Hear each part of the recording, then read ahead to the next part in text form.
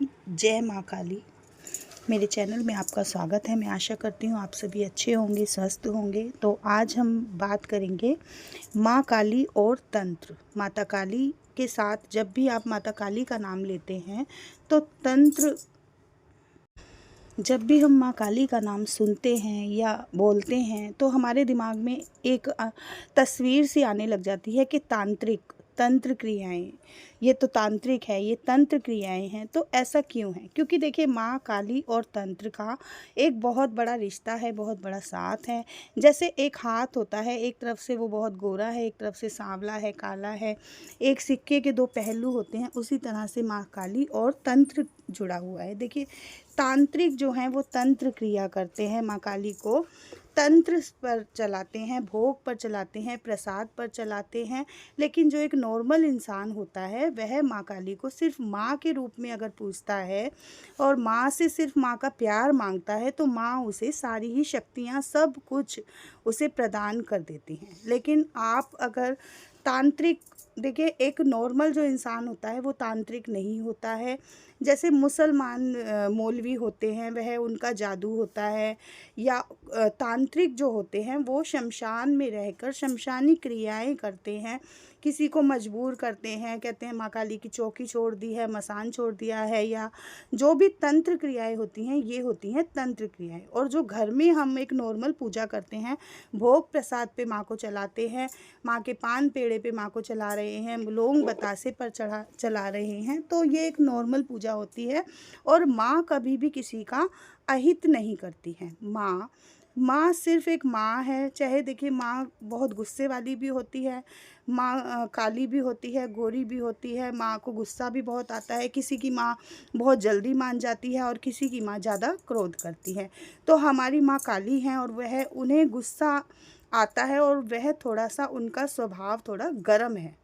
उनकी जो ऊर्जाएं जब हमारे शरीर में आती हैं तो बहुत ही हमारा शरीर का तापमान बढ़ जाता है, हमें गुस्सा आने लग जाता है। वो एनर्जी जो होती है वह हमारे शरीर में अब्जॉर्व नहीं होती है, इसलिए वो धीरे धीरे से जब हमारे शरीर में अब्जॉर्व होती है तब हम शांत हो जाते हैं।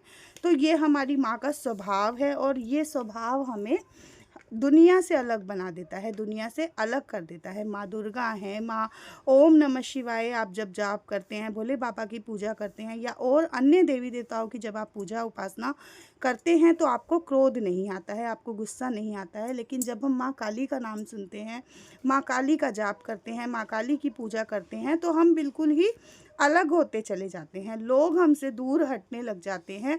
और कुछ तो हमारी माँ ही ऐसी हैं कि वो ही हमें सबसे दूर कर देती हैं। किसी भी जो हमारे लिए अच्छा नहीं होता है वो हमें उन रिश्तेदारों से, उन दोस्तों से, उन घर वालों से, या जो भी आप कहें, उनसे हमें दूर कर देती हैं। हम जो माता काली के भक्त होते हैं वह एकदम से अलग होना शुरू हो जाते हैं, एकांत में रहना उन्हें पसंद होता है और वो शांत स्वभाव के हो जाते हैं, ना बोलना किसी से, ना ही ये उनके लक्षण आने उनमें शुरू हो जाते हैं। तो जो हम माँ को मना रहे हैं वो हम एक प्यारी सी अपनी माँ को मना रहे हैं, तो हमें उन्हें सात्विक भोग पर चलाना है, ना ही कोई भी आपसे अगर कहता है कि आप अंडे का भोग लगाइए, आप सिगरेट चढ़ाइए, शराब चढ़ाइए या मुर्गा चढ़ाइए, बकरा चढ़ाइए, तो ऐसी कौन सी माँ है जो किसी जानवर की बलि से या अपने बच्चे के खून से खुश होती है। मान लीजिए, मेरे पास कई कमेंट भी ऐसे आए हैं कि क्या मैं माता काली को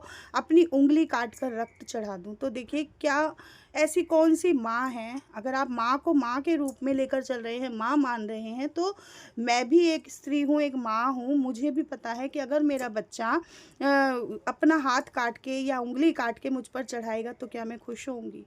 ये एक माँ नहीं, ये हर माँ की यही बात है कि जब जब बच्चा रोता है तो माँ की आंखों में आंसू आते हैं, माँ दौड़कर आती है, क्योंकि माँ ने उसे जन्म दिया है। माँ के साथ उसका, अपने बच्चे के साथ उसका नाल जुड़ा हुआ है, वह उसका बीज है, है, जो उसने रोपण किया है, तो वो हमारी संसार की सबसे बड़ी शक्ति है।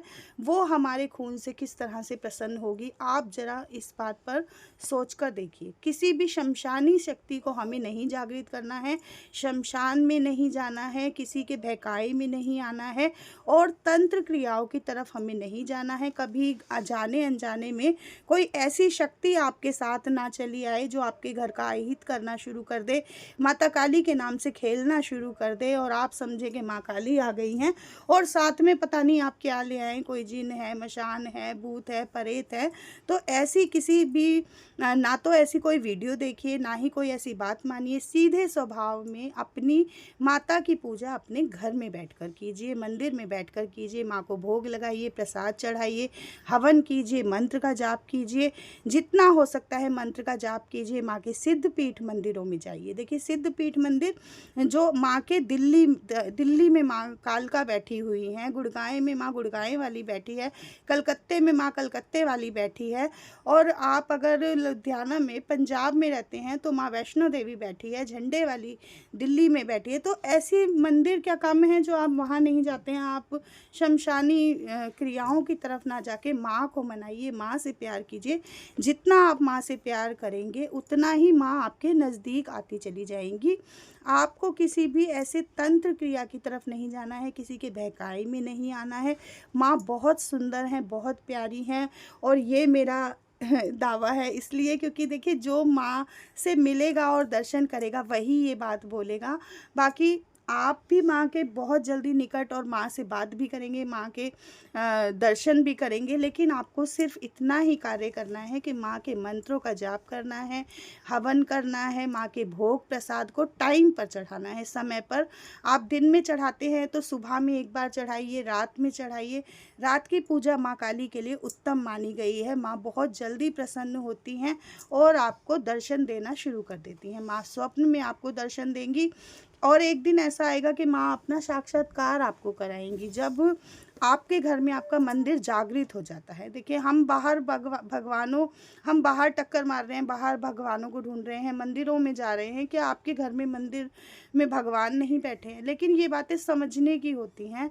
होली का पर्व है, देखिए इतना अच्छा पावन अवसर है, लेकिन इसमें तंत्र क्रियाएं भी होती हैं। तांत्रिक अपनी जो क्रियाएं करते हैं उनसे बचने के लिए आप किसी भी चौकी पर मत जाइए, किसी दरबार में ना जाइए जहाँ सिर्फ पैसे ही खर्च होते हैं। कोई बात करने के पैसे ले रहा है, कोई तंत्र हटा दूंगा, ये कर दूंगा, लेकिन वहाँ कुछ भी नहीं होता है। 2-4 हज़ार 10,000 खर्च हो जाते हैं मगर फ़ायदा कुछ नहीं होता। तो इन सब से अगर आप बचना चाहते हैं तो आप अपने मन में जितना हो सकता है मंत्र का जाप कीजिए। ओम नमः शिवाय, ओम नमः शिवाय, ओम नमः शिवाय, ओम क्रीम कालिकाय नमः, ओम क्रीम कालिकाय नमः, ओम दुम दुर्गाय नमः। जो आपको अच्छा मंत्र लगता है, जिस मंत्र को बोलने का आपका मन कर रहा है उस मंत्र को आप जाप कीजिए और अपने इष्ट देव जो होते हैं उनका ध्यान कीजिए। अपने घर की कुल देवी का ध्यान कीजिए, अपने घर के देवी देवता ऊत पितर का ध्यान कीजिए। जब आपकी कुल देवी आपके साथ खड़ी होती है तो किसी की मजाल नहीं, किसी की हिम्मत नहीं जो आपके ऊपर तंत्र क्रियाएं करा सके। इसलिए आपको माँ को मनाना है। माँ के साथ में अपने घर की कुल देवी को, अपने देवी देवताओं को साथ में लेकर चलिए। फिर देखिए आपके वारे न्यारे किस तरह से होते हैं। आपको कहीं भटकने की ज़रूरत नहीं है, कहीं जाने की ज़रूरत नहीं है। अपने घर के मंदिर को ही पूजिए और पूजा कीजिए। जय माँ।